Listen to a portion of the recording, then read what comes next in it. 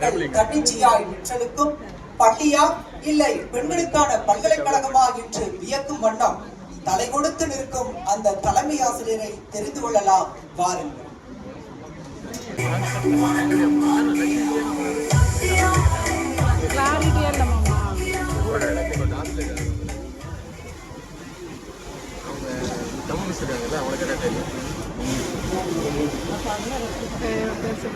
அனைவருக்கும் இனி மாலை வணக்கம்.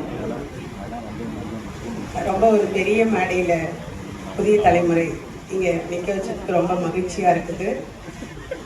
புதிய தலைமுறை இந்த கனவு ஆசிரியர் விருது வாங்குறது வந்து ரொம்ப ஹாப்பியா இருக்குது. புதிய தலைமுறை எப்பொழுதுமே சரியான நேரத்துல சரியானவங்களுக்கு தமிழா இருக்கு, தமிழன் விருது, கனவு ஆசிரியர் விருது, பெண்களோட செயல்களை ஊக்கப்படுத்துறதுக்காக சக்தி விருது, இந்த மாதிரி பல விருதுகளை கொடுக்கறதன் மூலம் அவங்களோட செயல்பாடை வந்து இன்னும் ஊக்குவிக்கிறதுல ரொம்ப எங்களுக்கு மகிழ்ச்சியா இருக்கு சார். இந்த எஜுகேஷன் டிபார்ட்மெண்ட்டோட புதிய தலைமுறையும் கை கோத்து இன்னும் வேகமா எங்களோட வேலைகளை செய்ய வைக்கிறதுல இன்னும் பெருமையா இருக்கு. அதை விட ரொம்ப மகிழ்ச்சியானது என்னன்னா, இந்த கனவு ஆசிரியர் குழு அவை ஆத்திச்சூடியில சொல்லுவாங்க நேர்பட ஒழுங்கு அப்படின்னு சொல்லிட்டு,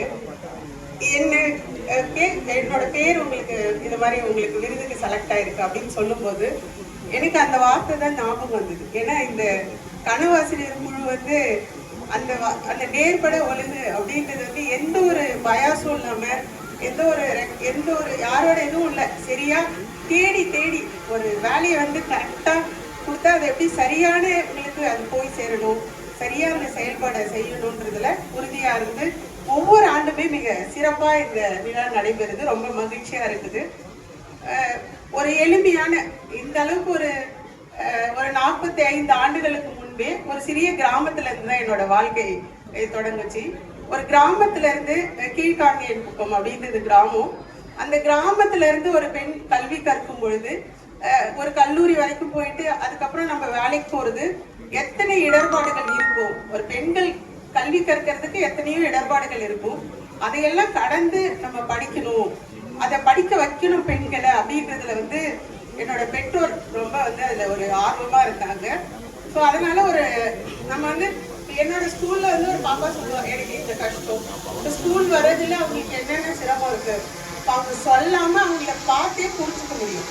ஏன்னா நம்ம பல தடைகளை தாண்டி வர்றதால மற்றவங்களோட கஷ்டம் வந்து நமக்கு எளிமையா புரியும் அப்படின்றது